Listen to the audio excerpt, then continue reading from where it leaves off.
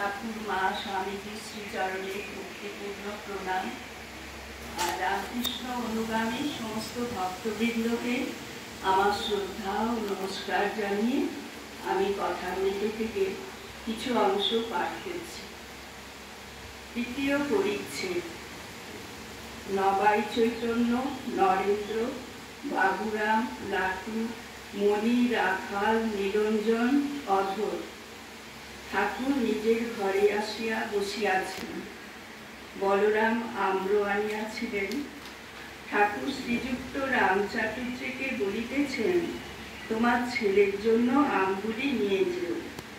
ঘরে শ্রীযুক্ত নবাই চৈতন্য বসিয়াছেন। তিনি লাল কাপড় পরিয়া আসিয়াছেন। উত্তরের লম্বা বারান্দায় ঠাকুর হাজরার সহিত কথা কইতেছেন। ব্রহ্মচারী হরিতাল ভস্ম ঠাকুরের জন্য দিয়াছেন, সেই কথা হইতেছে। শ্রীরামকৃষ্ণ: ব্রহ্মচারীর ঔষধ আমার বেশ খাটে, লোকটা ঠিক। হাজরা: কিন্তু বেচারি সংসারে পড়েছে, কি করে? কোন্নগর থেকে নবাই চৈতন্য এসেছেন, কিন্তু সংসারী লাল কাপড় পরা। শ্রীরামকৃষ্ণ: কি বলবো, আর আমি দেখি ঈশ্বর নিজেই এইসব মানুষ রূপ ধারণ করে রয়েছেন, তখন কারুকে কিছু বলতে পারি না। ঠাকুর আবার ঘরের মধ্যে আসিয়াছেন। হাজরার সহিত নরেন্দ্রের কথা কইতেছেন। হাজরা: নরেন্দ্র আবার মোকদ্দমায় পড়েছে।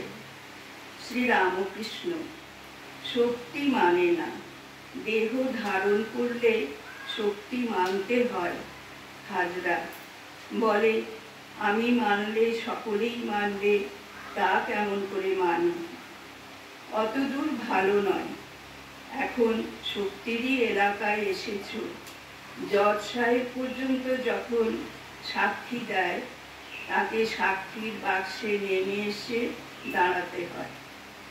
ঠাকুর মাস্টারকে বলিতেছেন, তোমার সঙ্গে নরেন্দ্রের দেখা হয় নাই? মাস্টার: আজ্ঞা, আজকাল হয় নাই।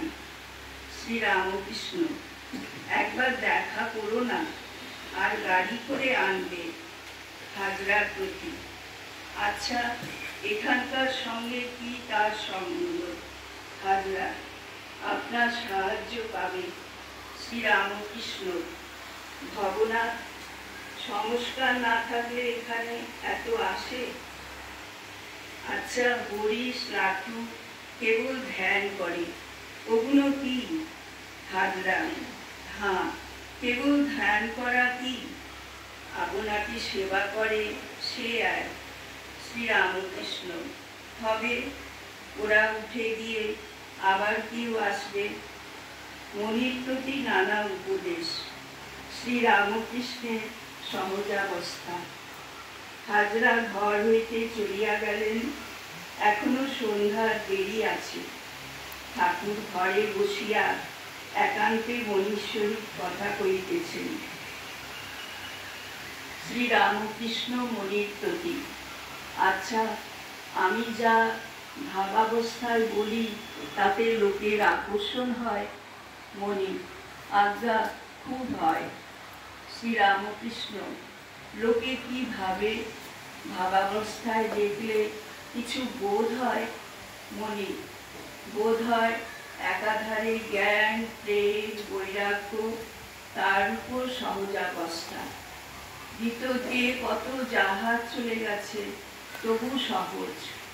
ও অবস্থা অনেকে বুঝতে পারে না। 2-4 জন কিন্তু ওইটাই আকৃষ্ট হয়। শ্রীরামকৃষ্ণ: ঘোষপাড়ার মতে ঈশ্বরকে সহজ বলে, আর বলে সহজ না হলে সহজকে না যায় চেনা। নমস্কার।